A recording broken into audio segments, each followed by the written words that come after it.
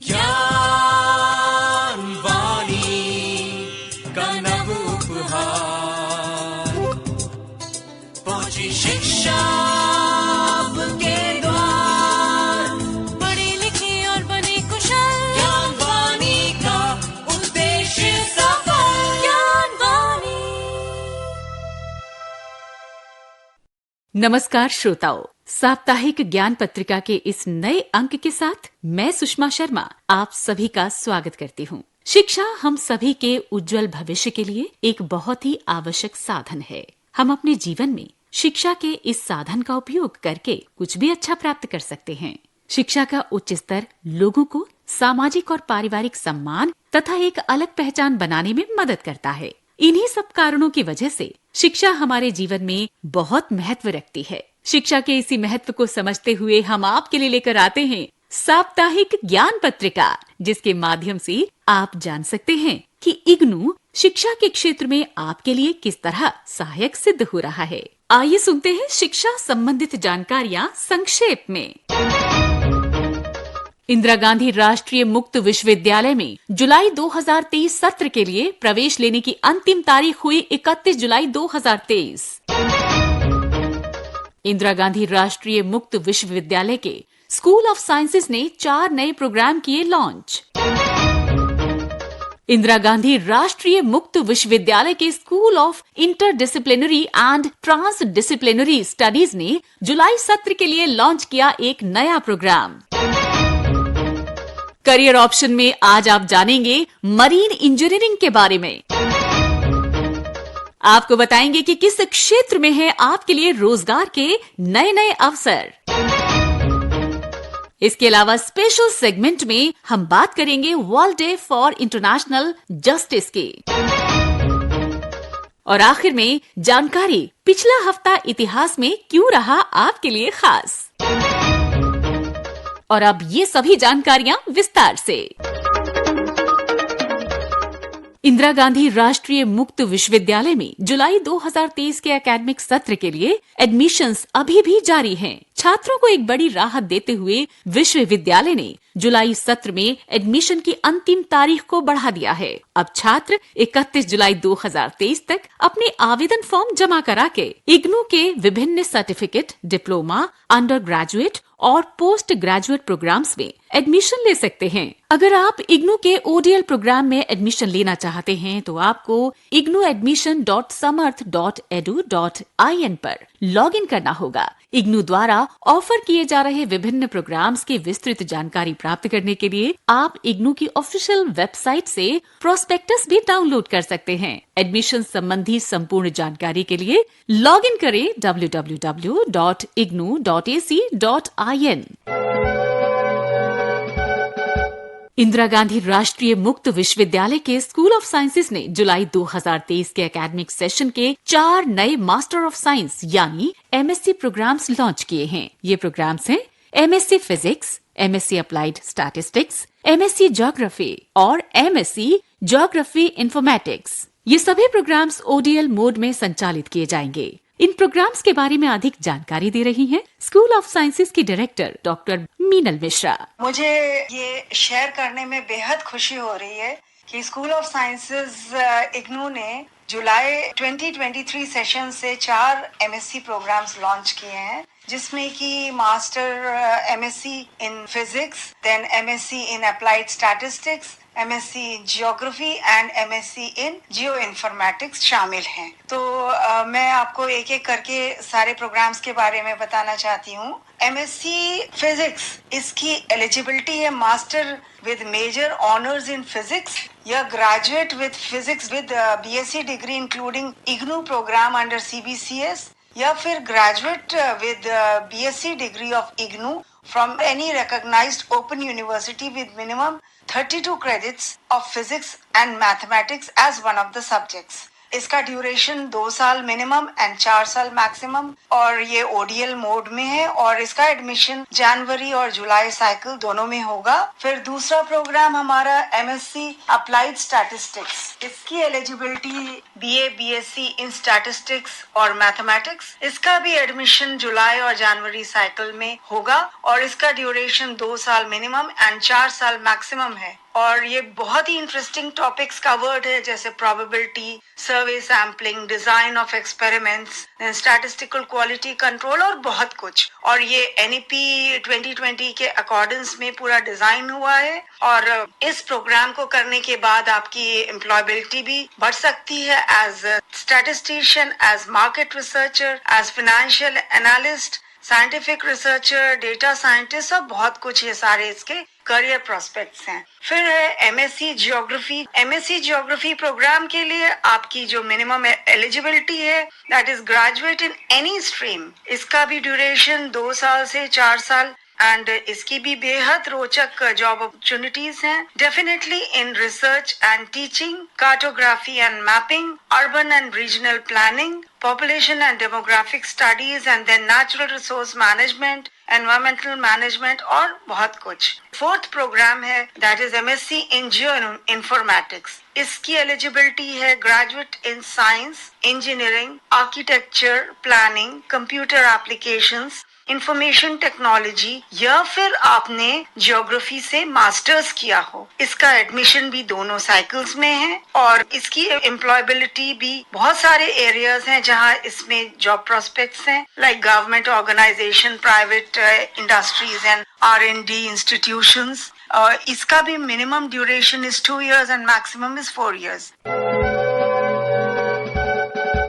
इंदिरा गांधी राष्ट्रीय मुक्त विश्वविद्यालय के school of interdisciplinary and transdisciplinary studies द्वारा जुलाई 2023 के एकेडमिक सेशन से एक नया प्रोग्राम लॉन्च किया जा रहा है। इस प्रोग्राम का नाम है post graduate diploma in environmental studies. इस प्रोग्राम का मीडियम इंग्लिश है और इसका एलिजिबिलिटी क्राइटेरिया किसी भी डिसिप्लिन में ग्रेजुएट की डिग्री है। इस प्रोग्राम को पूरा करने के बाद छात्र MA in environmental studies programme में लेटरल एंट्री भी ले सकते हैं। इस कार्यक्रम का उद्देश्य शिक्षार्थियों को पर्यावरण संरक्षण और सतत विकास के क्षेत्र में सक्षम बनाना है। ये कार्यक्रम समसामयिक मुद्दों और पर्यावरणीय चुनौतियों पर ज्ञान प्रदान करने के अलावा मनुष्य और प्रकृति की अंतः क्रियाओं के बीच अंतर संबंध पर भी प्रकाश डालेगा। इस प्रोग्राम के बारे में विस्तृत जानकारी आप इग्नू की ऑफिशियल वेबसाइट www.ignu.ac.in से प्राप्त कर सकते हैं।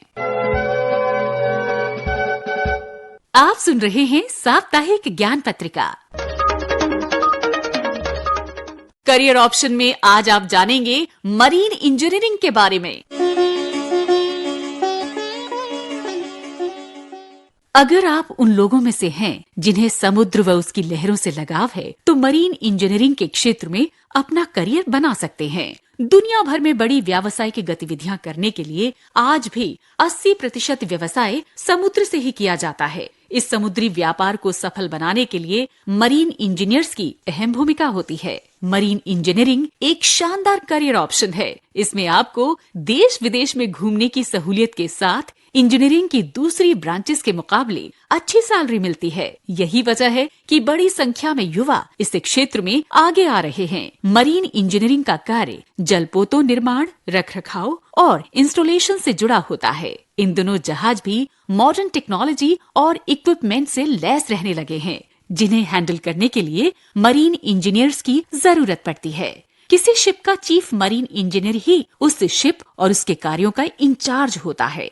मरीन इंजीनियरिंग के तहत समुद्रों और तटीय इलाकों में शोध भी किया जाता है। जहाजों के टेक्निकल मैनेजमेंट की सारी जिम्मेदारी मरीन इंजीनियर पर होती है। जहाज के लिए diesel engine, steam turbine, gas turbine जैसी मशीनरी का चुनाव भी मरीन इंजीनियर ही तैयार करता है। अगर आप एक मरीन इंजीनियर बनते हैं तो आपको सामुद्रिक संरचना की अच्छी जानकारी होनी चाहिए। साथ ही मैकेनिकल, इलेक्ट्रिकल और इलेक्ट्रॉनिक्स इंजीनियरिंग की समझ होना भी बहुत जरूरी है। बदलते इंडस्ट्री के अनुसार वर्क फील्ड का दायरा भी कुछ अलग हो सकता है। वैसे तो एक मरीन इंजीनियर का मुख्य काम जहाज का निर्माण व मशीनरी की मरम्मत करना ही होता है, लेकिन ये जहाजों और नौकाओं के डिजाइन की रूपरेखा तैयार करने समेत कई अन्य जिम्मेदारियां भी निभाते हैं। इसके अलावा ऑफशोर ऑयल व गैस के लिए ऑपरेटिंग प्लेटफॉर्म, पाइपलाइन आदि का निर्माण व डिजाइनिंग का काम भी इन्हीं के जिम्मे होता है। कई बार प्रोफेशनल्स को मरीन सर्वेयर की भूमिका भी निभानी पड़ती है, जिसके अंतर्गत जहाजों का परीक्षण, ऑफशोर इंस्टॉलेशन और सेफ्टी उपायों का अध्ययन आदि करना होता है। मरीन इंजीनियर में लीडरशिप क्वालिटी होना भी बहुत जरूरी है, क्योंकि उसे मरीन टेक्नीशियंस की टीम को मैनेज करना होता है। मरीन इंजीनियरिंग में आज करियर के बहुत से विकल्प मौजूद हैं। कोर्स पूरा करने के बाद आप इंडियन नेवी, मर्चेंट नेवी, जहाज निर्माण कंपनी, जहाजों का निरीक्षण करने वाली कंपनियों में नौकरी कर सकते हैं। साथ ही आप शिपिंग कॉर्पोरेशन ऑफ इंडिया में भी काम करने का मौका पा सकते हैं। अगर आप विदेश में नौकरी करना चाहते हैं तो कई इंटरनेशनल ऑर्गेनाइजेशन में काम कर सकते हैं। आप सुन रहे हैं साप्ताहिक ज्ञान पत्रिका। और आइए अब आपको बताते हैं world day for international justice के बारे में, जो मनाते हैं 17 जुलाई को।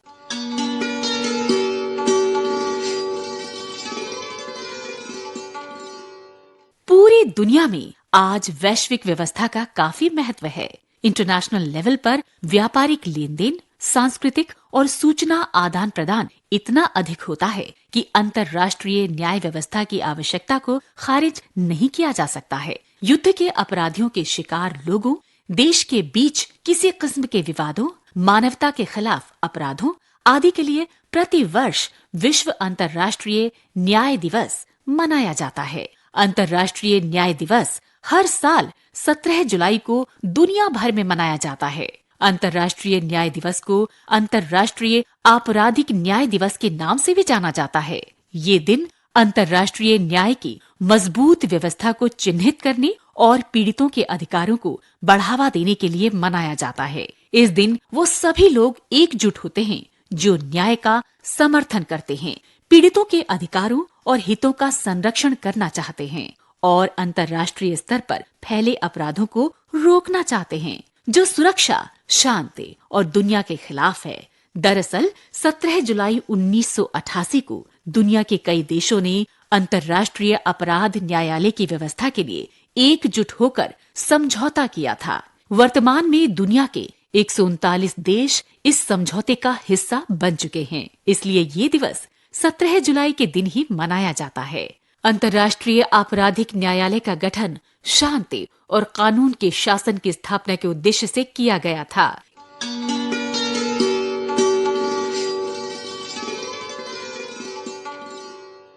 आप सुन रहे हैं साप्ताहिक ज्ञान पत्रिका। और आइए अब आपको बताते हैं कि रोजगार के कहां-कहां अवसर हैं आपके लिए। राजस्थान स्टाफ सिलेक्शन बोर्ड के द्वारा जूनियर अकाउंटेंट और तहसील रेवेन्यू अकाउंटेंट के लिए आवेदन किए जा सकते हैं। आवेदन करने की अंतिम तारीख है 26 जुलाई 2023। और अधिक जानकारी के लिए यहाँ की वेबसाइट www.rsmssb.rajasthan.gov.in पर आप विजिट कर सकते हैं। इंडिया सिक्योरिटी प्रेस नासिक के लिए वेलफेयर ऑफिसर और जूनियर टेक्नीशियन के लिए पद आमंत्रित किए जाते हैं। आवेदन करने की अंतिम तारीख है 31 जुलाई 2023। और अधिक जानकारी के लिए आप www.ispnasik.spmcil.com पर संपर्क करें। Shyamlal college evening university of Delhi में असिस्टेंट प्रोफेसर के पद के लिए आवेदन आमंत्रित किए गए हैं। आवेदन करने की अंतिम तारीख है 11 अगस्त 2023। और अधिक जानकारी के लिए आप www.colrec.vod.ac.in पर विजिट करें। आप सुन रहे हैं साप्ताहिक ज्ञान पत्रिका। और अब जानते हैं कि बीता सप्ताह इतिहास में क्यों रहा आपके लिए खास। 16 जुलाई 1969 को चंद्रमा पर उतरने वाले अंतरिक्ष यान अपोलो 11 को केप केनेडी से लॉन्च किया गया था। ये वही अंतरिक्ष उड़ान थी जिसने सबसे पहले चंद्रमा पर इंसान को उतारा था। 17 जुलाई 1948 को भारत में महिलाओं को भारतीय प्रशासनिक सेवा और भारतीय पुलिस सेवा समेत सभी सार्वजनिक सेवाओं में भर्ती होने की पात्रता मिली। 18 जुलाई 1947 को भारतीय स्वाधीनता अधिनियम को शाही स्वीकृति मिली। 19 जुलाई 1969 को भारत ने देश के 14 बड़े बैंकों का राष्ट्रीयकरण किया। 20 जुलाई 1969 को मानव ने चंद्रमा की सतह पर पहला कदम रखा था। एस्ट्रोनॉट नील आर्मस्ट्रॉन्ग ने इस इतिहास को रचा था। 21 जुलाई 1947 को भारत की संविधान सभा ने राष्ट्रीय ध्वज को मंजूरी दी थी और 22 जुलाई 2009 को 21वीं सदी का सबसे लंबा पूर्ण सूर्य ग्रहण भारत में दिखाई दिया। आप सुन रहे हैं साप्ताहिक ज्ञान पत्रिका। श्रोताओं, ज्ञान पत्रिका आप सुनते हैं हर शनिवार सुबह 10:30 बजे केवल ज्ञानवाणी FM पर। ज्ञान पत्रिका के आज के इस अंक को आप तक पहुंचाने में तकनीकी सहयोग दिया परवेश कुमारी ने, संपादन किया सदन लाल ने, आलेख था हरप्रीत कौर का और इस ज्ञान पत्रिका के प्रस्तुतकर्ता थे कमल कुमार। और इस कार्यक्रम को आप तक अपनी आवाज से पहुंचाया आपकी दोस्त सुषमा ने। नमस्कार।